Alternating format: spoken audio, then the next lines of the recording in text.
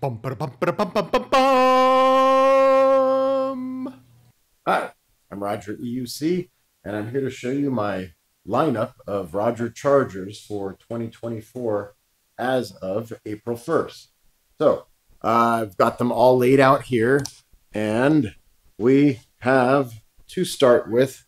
This is the V4SC. That is it in relation to the size of my hand. It has the color screen, a single fan. The fan does ramp up and down based on both temperature and current being drawn from it. It has Bluetooth, so it can be controlled through an app on your phone.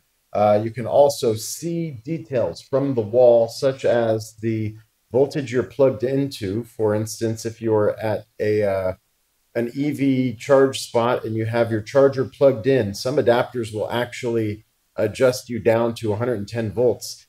These are happier at 220, and you'll be able to see if it's getting the 220. Same with the wall voltage. Some places will have below 110, others will be closer to 120, and you'll know you can actually change the output of this thing based on what it's getting. You can see the number of amps that are being sucked from the wall as well.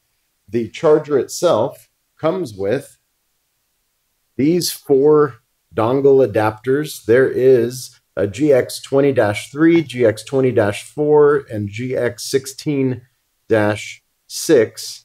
Well, anyway, let's see, 3, 4, 5, and then the 6 is in the 16, GX16-6. That'll take care of your 126 volt wheels like the S22, the Patton, the V13, as well as the 134 volt Bigode wheels like the Master, the EX30, the Master Pro, the 151 volt Lynx, which is the only one I know of in that range so far, and the GT Pro as well as the ET Max. It comes with one extension cable to jump from the charger on the back to the dongle.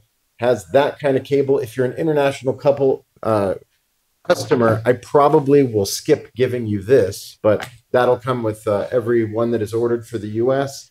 It also comes with this case, and there are bumpers available if you want bumpers. I've got a couple sets around here. Anyway, we all know what bumpers look like. There's a few different ones. STLs are available on my website if you've got a 3D printer or a friend that knows how to 3D print stuff. This is the SC168. So this is 121 to 169 volts, as is this one. This charger, though, is smaller and not quite as powerful. When I say smaller, I'm going to line up the corner here so that it is lined up on that side, and there you can see it's a little bit more narrow and a little bit less long. Fits inside this case, comes with all the exact same cables. It weighs less at 4 pounds, and the dimensions are, I mean, you could see the difference. This is, so when everybody's talking about the one that's not much bigger than a cell phone, they are talking about that one, but it is a lot bigger than a cell phone, unless you got one of them crazy Chinese cell phones with the 8-inch screen on it, which are kind of cool if you've got big pockets. So this one, I say 12 amps plus. The reason I say 12 amps plus is if you're at 134 volts on, let's say 220 volts, you'll be able to hit more than 12 amps. And vice versa. If you are trying to charge a 168 volt wheel on low powered 110 volts, you're going to end up, I don't know, closer to like 9 amps than the 12 amps. So this is the newer version. I still have plenty of stock of these, which are the 134 volt. These are the Huawei 4830 based units, and it has a monochrome screen, and pretty much everything else about it is going to be the same. Connects with the exact same software to your phone, and you'll get all the same info out of it that you do from the apps on these 3. So all 3 of these are smart chargers. Now we are entering the dumb charger zone. which is actually kind of a smart choice if you get one of these. This is the RCDC, so it has the same as the V4. It has a voltage display and a current display, both extremely easy to see and adjust. They are adjustable through this little potentiometer on the back. That's voltage, and this potentiometer is current. It uses the same power plug as all of these other ones, which means you can sort of mix and match what you're going to get for the cables, because this comes with all of that. This comes with all of that. This one, however, has a 134 volt plug. This is actually got a little something extra in there. So yeah, that's the wrong cable set. But anyway, that's available also. This can go with this because this is 134, 152, and 126. But I can mix and match whatever kind of cable sets you want. But if you want something extra, you're actually going to have to pay for it, because this one was spec'd for eWheels, and all I have that it comes with is the GX20-3. This is the ET Max power cable, and if you are getting a free charger from eWheels, then this is the charger you'd be getting.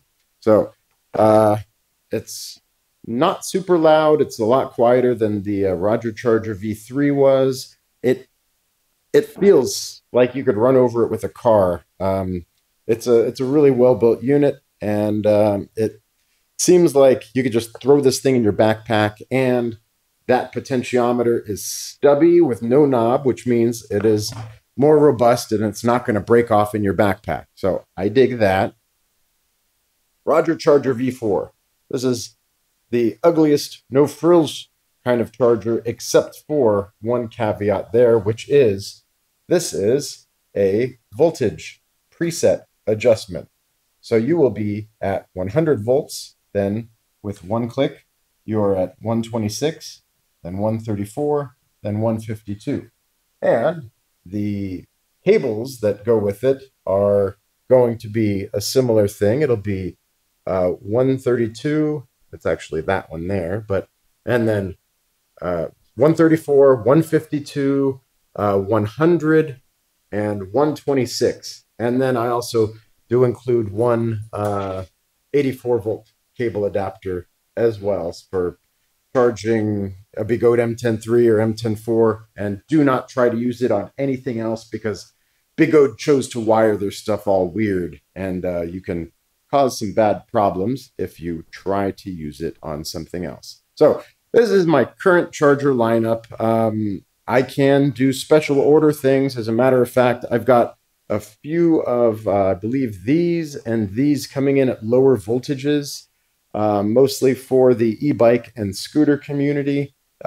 This one is awesome in that it'll go all the way down to 40 volts, and it'll charge everything from 40 to 170. I've also got some stuff going on right now that'll get the voltage bumped up higher, just in case there are any devices on the horizon that are going to need a little bit more juice. So that's what we got. I'm going to go ahead and get to part 2, where I will show you each of these things getting plugged in and seeing how they boot up and what they sound like on boot up and power down. Okay, here's the lineup as previously shown. It's a little echoey in here, but that's normal. All right, so what I'm going to show you is kind of two things. One is what it's like when it boots up. The other thing is I'm going to show you that this little power bank here is enough to boot up all of these units. And that is significant because my old Delta-based units would not power up off of this or a small car inverter. So things are a little different now, and we're going to start with this, which is the V4 SC. So you just take this guy, get power to it, and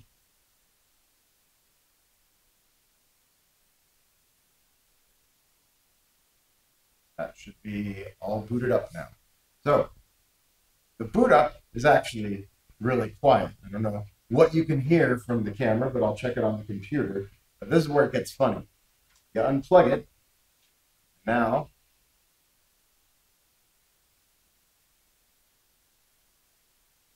feel the air blowing out the back.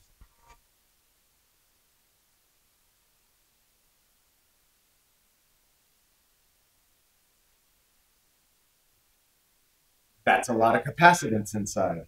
Okay, so that is the big boy. That's the coolest one I think I offer, unless you really want to be portable, in which case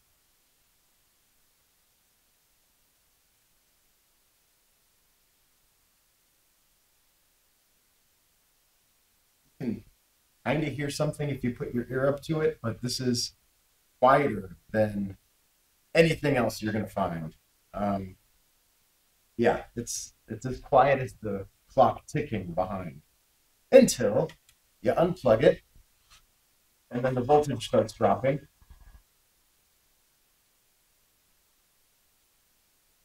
Not going to run as long as this guy right here. This is the V4, or sorry, this is the SC134.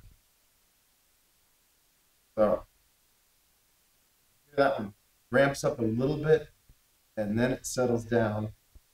It's not as quiet as this, but it's quieter than the V4 SD. And then you plug it. Oh wait.